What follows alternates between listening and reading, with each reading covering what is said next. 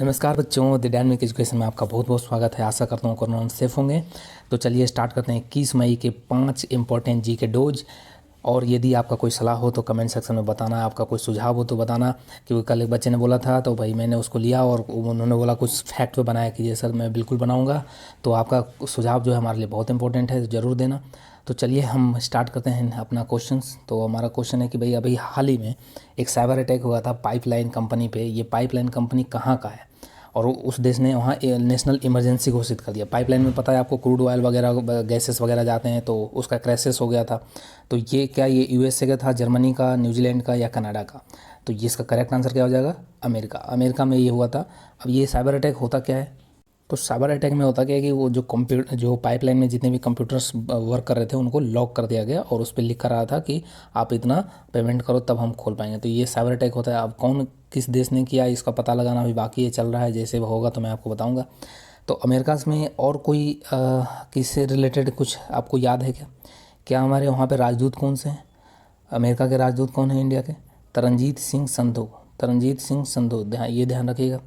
क्या अमेरिका के साथ हम कोई युद्ध अभ्यास करते हैं? युद्ध अभ्यास मतलब सारे मिलिट्री मिलकर अपने एक्सरसाइज करते हैं, ठीक है, अपने परफॉर्मेंस को दिखाते हैं।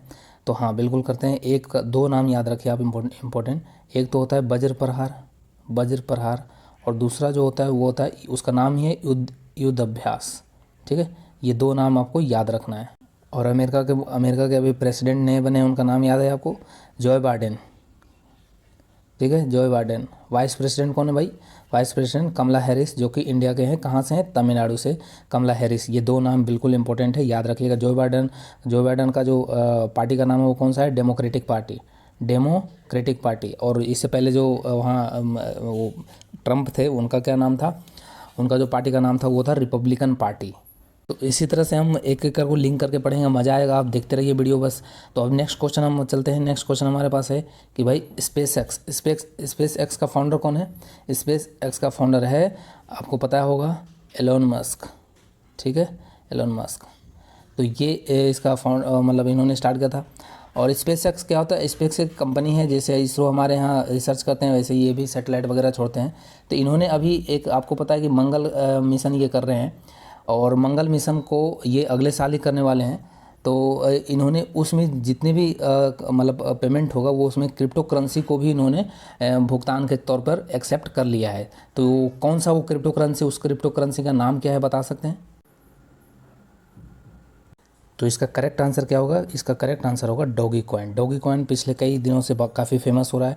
तो इसको एज ए भुगतान के तौर पर इस कंपनी ने एक्सेप्ट कर लिया है कि आप क्रिप्टो करेंसी के रूप में भी पेमेंट कर सकते हैं। क्रिप्टो करेंसी भी एक मनी होता है, ठीक है। इस पर कभी हम अदर लेक्चर में बात करेंगे ज़्यादा डिटेल में।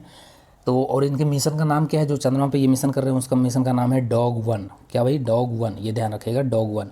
क्या नासा भी कोई मिशन कर रहा है क्या? नासा कहाँ की कंपनी है? तो नासा भी रिसर्च करती है, अमेरिका की है। नासा जो कर रहा है, नासा का जो मिशन का नाम है वो आर्टेमिस मिशन, ठीक है, आर्टेमिस मिशन। आर्टेमिस मिशन जो है वो कब किया जा रहा है? 2024 में किया जा रहा है। ये भी चांद पे होगा और इसमें एक फीमेल जाएंगी, जो कि पहली बार, अभी तक कोई चांद पे फीमेल नहीं गए, ये पहली बार होगा आर्टेमिस मिशन में नासा भेजेगा। तो ये ध्यान रखिए।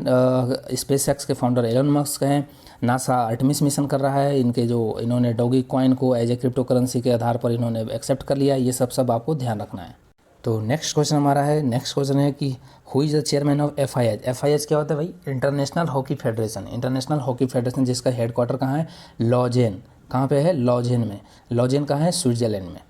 लॉजेन कहाँ है? स्विट्जरलैंड में, ये ध्यान रखिएगा। इसका हेडक्वार्टर लॉजेन नामक शहर स्विट्जरलैंड में है।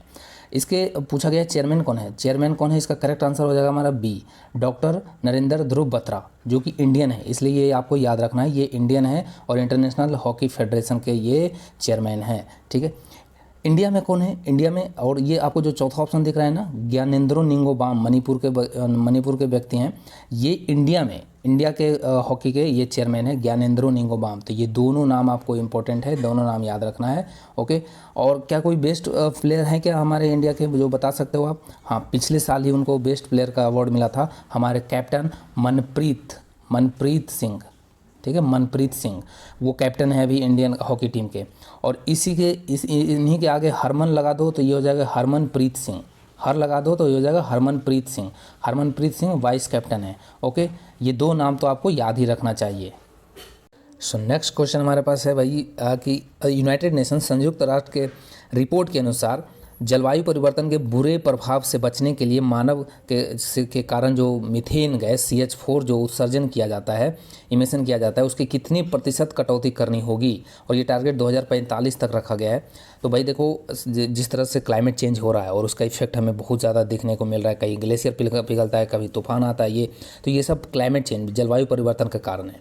तो इसमें बोला गया है कि यदि धरती का तापमान और कम करना है, मतलब उससे बचना है ग्लोबल वार्मिंग से, ठीक है, तो हमें 2045 तक 45% की कटौती करनी होगी। मतलब जितना, और कहाँ कहाँ से CH4 निकलता है, CH4 जैसे आप यदि मवेशी पालते हैं, जानवर पालते हैं, वहाँ से भी निकलता है, कचरे से निकलता है, इंडस्ट्री में जहाँ भी कोल वगैरह ईंधन वगैरह जलता है वहाँ से निकलता है, तो उससे हमें कम करना होगा। इसलिए हम लोग सोलर वगैरह पर ज़्यादा ध्यान दे रहे हैं। तो 45% हमें कट करना होगा, 2045 तक का टारगेट बताया गया है। ओके, तो ये आप ध्यान रखिए। नेक्स्ट क्वेश्चन हमारा है भाई, कल हमने आपसे एक क्वेश्चन पूछा था कि WHO वर्ल्ड हेल्थ ऑर्गेनाइजेशन का हेडक्वार्टर कहाँ है, तो इसका करेक्ट आंसर हो जाएगा जिनेवा में है, ठीक है, जिनेवा में। और आज का आपके लिए क्वेश्चन है कि मैंने कल इसको बता रखा हूँ, तो मैंने इसलिए ऑप्शन नहीं दिया हूँ, ठीक है। ऑप्शन से आप फिर भी मार्क कर देते हो बिना याद हुए, लेकिन बिना ऑप्शन के आपके दिमाग पे जब जोर पड़ता है तो पता चलता है कि आपको कितना याद है, तो इसलिए मैंने ऑप्शन नहीं दिया है। तो आपको बताना है असम के अभी नए CM कौन बने हैं, कमेंट सेक्शन में ज़रूर बताना। सो चलिए फिर मिलते हैं हम नेक्स्ट वीडियो में, और चैनल पे नए हैं तो चैनल को सब्सक्राइब कर लेना है और ज़्यादा से ज़्यादा वीडियो को शेयर करना है। Thank you.